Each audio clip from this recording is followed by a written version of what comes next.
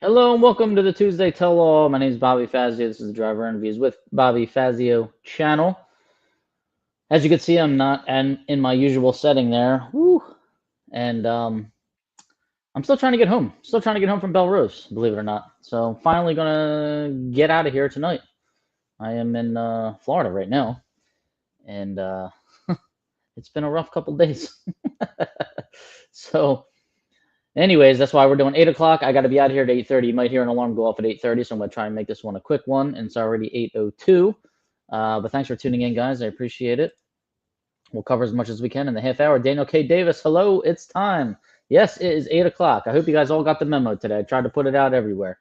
But I know I'll still get people that say, how come you didn't tell me that it was 8 o'clock today? Ray Thurston is excited about that. He's still awake. Walt Walker's there. Happy Tuesday. Walt might even still be working. What's going on, Walt? Santi Grossi. Recent birthday, I saw Santi Grossi. St. Patrick's Day birthday. James Greasy, how you doing? Thanks for tuning in. Perry Ford. Hello to Perry Ford and all the gearheads. Hayden Brown, saw him this weekend. Engine and transmission are out. Well, I hope a 427 and a, I don't know, Turbo 350 are going in, Hayden Brown. Let me know. Tom Maoli, checking in from Northern Cal. Get out of that super street, Hayden Brown. Scott Cott, hello from 65-degree Central Michigan. What's going on, Scott? And Tom Baker, Mr. Class Winner, D-Stock Automatic, is on the phone there. Let's see. Is he, Tom, you home yet, or are you still driving?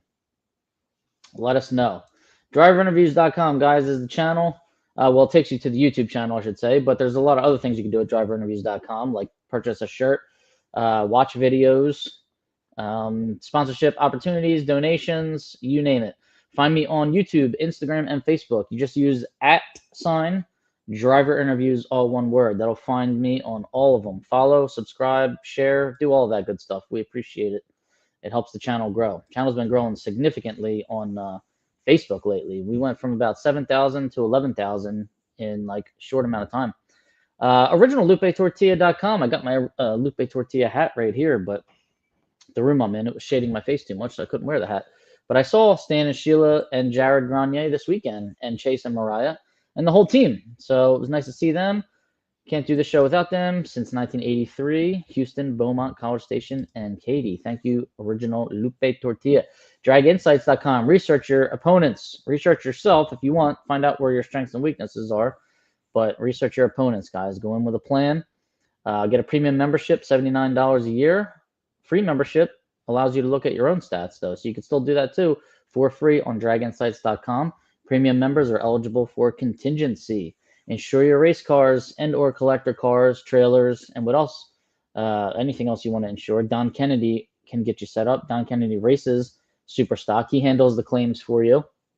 He knows how to insure race cars, and he can be reached at 602-284-6240 or 1donkennedy@gmail.com. Thank you, Don Kennedy, for your support. We got advancedclutches.com. Actually wearing a Rob Youngblood shirt right here. Advancedclutches.com. If you want to go the stick shift route, if you want him to rebuild anything that you already have, he can rebuild other makes and models, we'll say. So he can get you set up. He is a very nice gentleman, Rob Youngblood. Very helpful. So thank you for your support, Rob Youngblood. How about Bruce Fulper if you want to go the Pontiac route? PontiacEngines.com. He's the Mr. 428. We're going to see Brad Burton this weekend, I would assume, in Phoenix, and he'll be running a 428. That's the Bruce Fulper combo right there. Thanks, Bruce. RocketManCoatings.com. Get your engine and drivetrain components coated. And they're a contingency sponsor as well. So Rocketman Coatings, less friction equals more horsepower. It's tax season, guys. Make sure you're getting your taxes done. RP Minnick. That's Ray Minnick. He can be reached at rpm@rpminnick.com is the email, or 267-247-7601 is the office phone number. He's a racer, and he knows how to do taxes. That's a pretty difficult thing to do nowadays. And we want to thank VP Racing Fuels for their support this year as well. Guys, don't forget, VP Racing Fuels has always paid contingency for fuels, but now they're paying contingency for oils and lubricants. So they got two programs going on. Make sure you have your decals. Make sure you have your proof of purchase. All right. Who's out there? Who's out there? Let's go. Now we're going to talk about them, Ray. Sure thing. Yeah, there were a lot of reruns down there. It was getting a little crazy. Tom Maoli was checking in from Northern California. How you doing? I think some of these already came in earlier. They did. Tom Baker says he's on the 95. How you doing? Hope you're getting close. I mean, 95 is somewhat close to Tom's house. I think he's got to pass his house if he's on the 95. So get off and turn in your driveway. Brett Steven, what's going on? He's in Arizona. Brett, thanks for tuning in. Probably going to race in Phoenix this weekend, hopefully. Ron Browning, big winner on Wednesday at the Wednesday-Thursday race there at Belle Rose. Put the hat on. I can't put the yeah, right. Thanks. He's 1,250 miles in. I didn't even know it was that far. Jeez. I only thought it was like a 1,000-mile ride. Keep going, Tom. Keep it going. Craig Galtieri, great shorts and great seeing you, my friend. They got some inside joke about the shorts. I don't know what it is. Fast Eddie, what's going on? My dad rebuilt a carburetor for Fast Eddie's bracket car this weekend, so sounds like that's going well. He was fired it up and was driving around town with it. Darian Houston, what's going on, Darian? He was testing his car out lately, modified car. Mark Wolf, how you doing, man? Hello to you too. Dave Turner is up there in Canada. Canada, is it still cold? I mean, it's really hot here where I'm at right now, and I just assume it's hot everywhere in the world. How was the crawfish? Yeah, I enjoyed crawfish. I did not get any gumbo this year, though. I like spicy stuff, you know, so, and I like seafood. So crawfish is right up my alley. It's great for me. All right, let's get some birthdays in. We got Mike Ficacci, March 12th. These are the Drag Insights birthdays from the calendar on the homepage at Drag Insights. Racing calendar and birthday calendar, believe it or not. Dalton Berman, March 13th. Ryan Locke was March 14th. Happy birthday, fellas. Tim Barrett, March 16th. Brian Funderburk and Santi Grossi, who we just saw, March 17th. That was yesterday. And then Avery McClawhorn and Brian McGinnis, March 18th. That's today. Happy birthday. We had a lot of birthdays this week on the Drag Insights. And I know we missed a couple. I know Walt Walker's father's birthday was this weekend because I had some cake, and I loved it. Cake and bread pudding. That was amazing. And wish I had some more of it. I'm kind of hungry right now. There's Bruce Fulper. How you doing? We did start earlier tonight. Tom Gent, what's going on, Tom? Down there in Mooresville. All right, guys. So we got the Arizona Nationals this weekend, March 21st to the 23rd. It's a 3-day event. Schedule. I mean, the good thing is you're only qualifying on Thursday. They're not making you run first on Friday, I should say. Friday. This is a Friday, Saturday, Sunday race.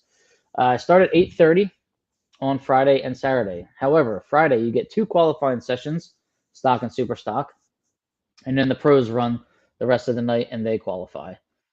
And then on Saturday morning, 8:30, stock eliminator round number 1, and super stock, follows. And then we go into the pros. 2 sessions of pros, and then we're going to run stock round 2, super stock round 2, stock round 3, super stock round 3. So Sunday morning, you're going to run round 4. Then they are going to run the pros. Then you are going to run round 5 in between the pros.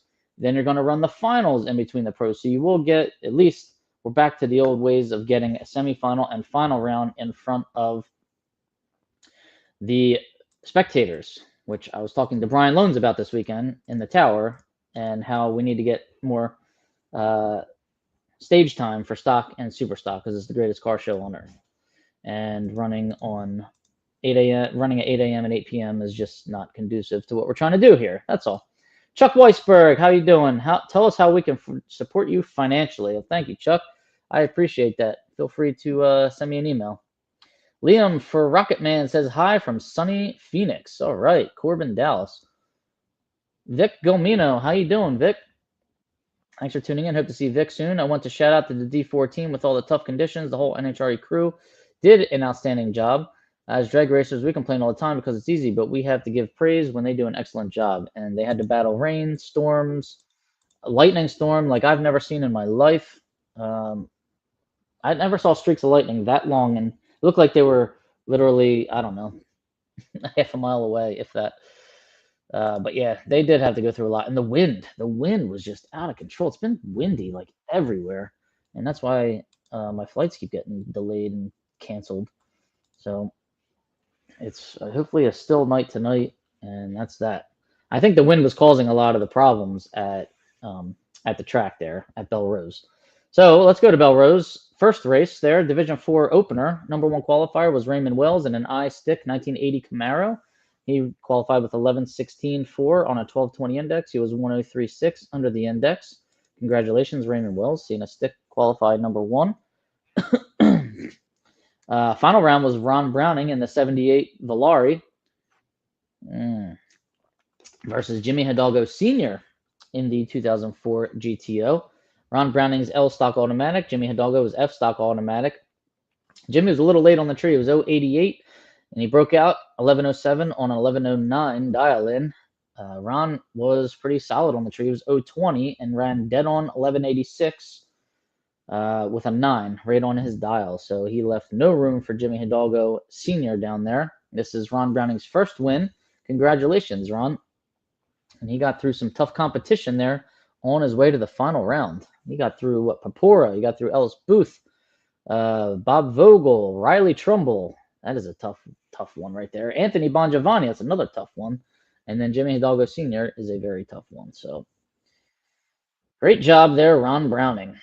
All right, Superstock, Tyler Castle, Factory Superstock G. He's got the 2014 Copo. He qualified with a 922 on a 1025 index. He was 102.1 under the index. And in the final round was Pete Peary's son there, Kyle Ratliff, GTE automatic Cavalier, I believe it is, and Jimmy Hidalgo Jr. in the Superstock G automatic 1999 Firebird with the LS motor in it. So Jimmy Hidalgo, very rare 008 red light, leaving first. Turns it red, gives the win to Kyle Ratliff, who was 63 red, but was probably distracted by the Hidalgo red light, and or maybe fist pumping and doing all kinds of shouting in the car, as I would be doing if Jimmy Hidalgo went red to me. So congratulations. That was Kyle Ratliff's first win. I did not know that. I had been hearing his name for a while. I thought he had a couple of these. So congratulations, Kyle Ratliff. That is a good driving family out of the Lucas Oil team there. Let's see. Who did Kyle Ratliff have to get by? And that's a GTE automatic, in case I didn't say that. He was dialed 940, and Hidalgo was dialed 984. They both just coasted, so the ETs didn't really matter. Bishop, T-Bear, Jeff Miller, Paul Candies, Tyler Bohannon. It's a tough one. Jimmy Carter. Not the same Jimmy Carter that we see on here. And that was it. Then he got past Jimmy Hidalgo Jr. Congratulations, Kyle Ratliff. All right, so now we're going into the JEGS Sportsnationals. That was brought to you by Larice Insurance, and they were responsible for all the crawfish that I ate. Very nice event. I've gone to this event 2 years in a row now. Number 1 qualifier in stock eliminator. This was after class eliminations, by the way. Bobby Brannon in a B-Stock Automatic 2015 Camaro. Congratulations, Bobby Brannon. He ran a 10.24.8 in 11.25. He was a second under. And in the final round, Jimmy Hidalgo Jr. again. This kid makes money at racing. He really does. This time in his 2004 GTO, the other GTO. Father and son both have GTOs. This is an E-Stock Automatic 2004 GTO against Bruce Castle. How about this guy, man? 1971 Cougar H-Stock Automatic with a 351 Cleveland motor in it, I'm pretty sure. 2 final rounds already this year. He's won the Orlando race, and now he's in the final here at the JEGS Sportsnationals, going up against Hidalgo Jr. However, Bruce turns it red, 25 thou red, and runs an 11.17 on the 11.13, whereas Jimmy Hidalgo 008, man. This kid is on all the time and coasted to a 10.92 on a 10.72 dial-in. So let me tell you the spreads here on Jimmy's lights. So he's 035 first round, 24 second round, 19 third round, 13 in the fourth round, 13 again in the fifth round, 30 in the sixth round on the bye, and then 008 in the final. So those are the kind of lights that you want to get when you're practicing on your practice tree, and he gets them in real life. How about Bruce Castle, though? He was 008 first round, 028 second round, 024 taking out Hidalgo Sr., 009 in the fourth round bye, 027 fifth round, 017 against David Latino in the sixth round. So, again, a string of lights that you would love to see on your time slips until the 025 red light there. That was Hidalgo Jr.'s 11th national event win. Congratulations to the country puppy. How about that? Number 1 qualifier in Superstock. He's here right now. Craig Galtieri, GTG automatic.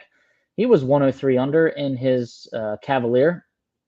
It says it's a 2020 Cavalier on the sheet, but I know it is not. It is probably, what, Craig, 2005-ish or something like that.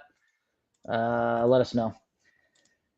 And let's see, he went 936 on a 1040. It was 103 under. Congrats, Craig. Stanfield powered.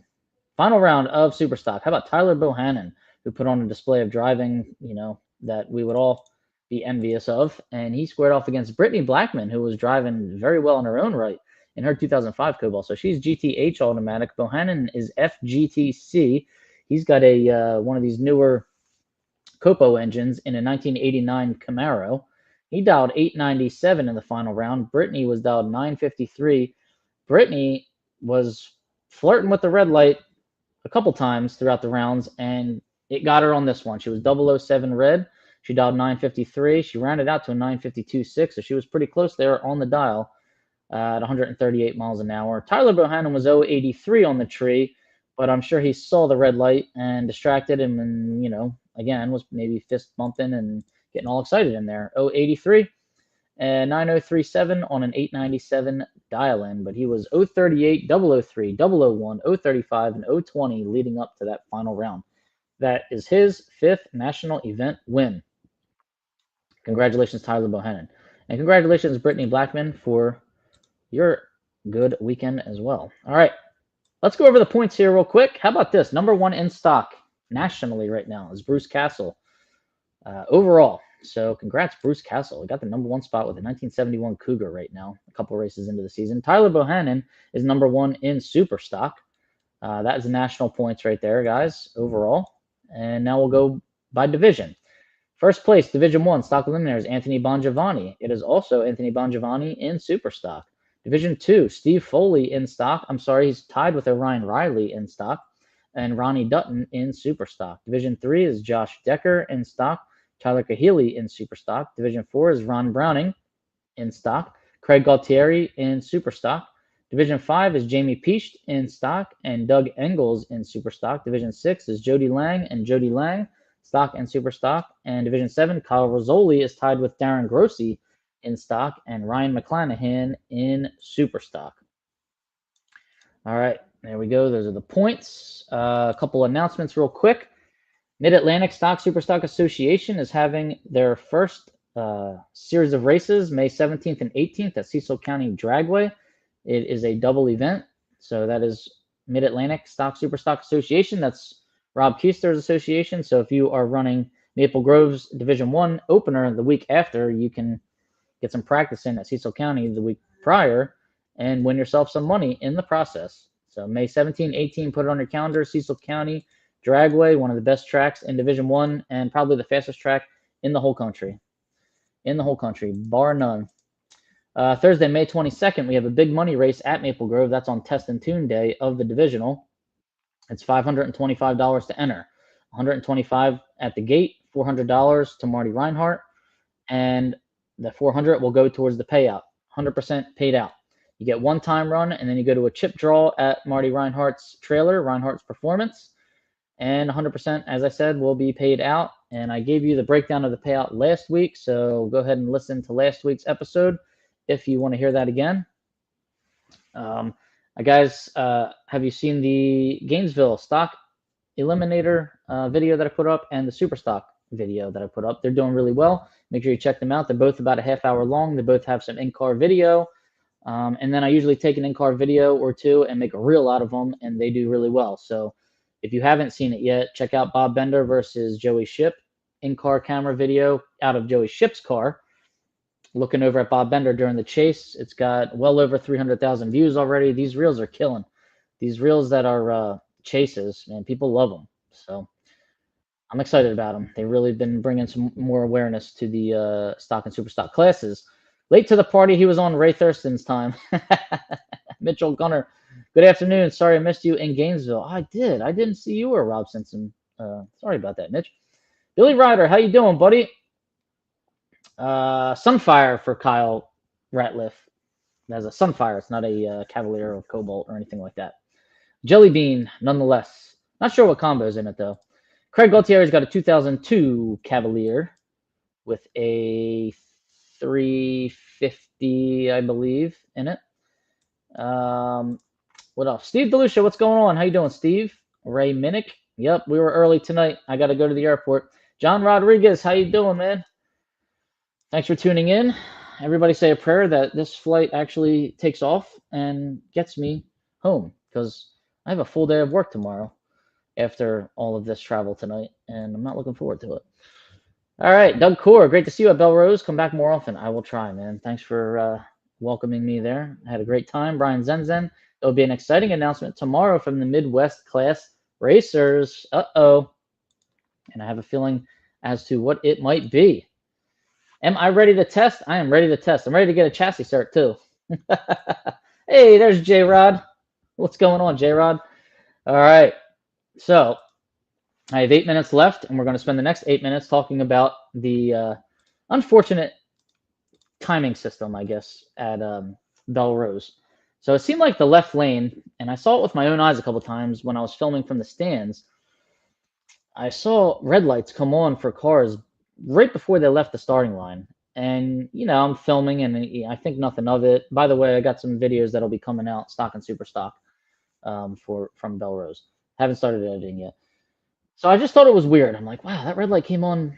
It seemed like that red light came on like right before the car moved. And I just didn't understand how, some of them aren't on two steps. Some of these guys are just are bringing them up on the converter, bumping them in, and just sitting there on the converter. So you wouldn't think it's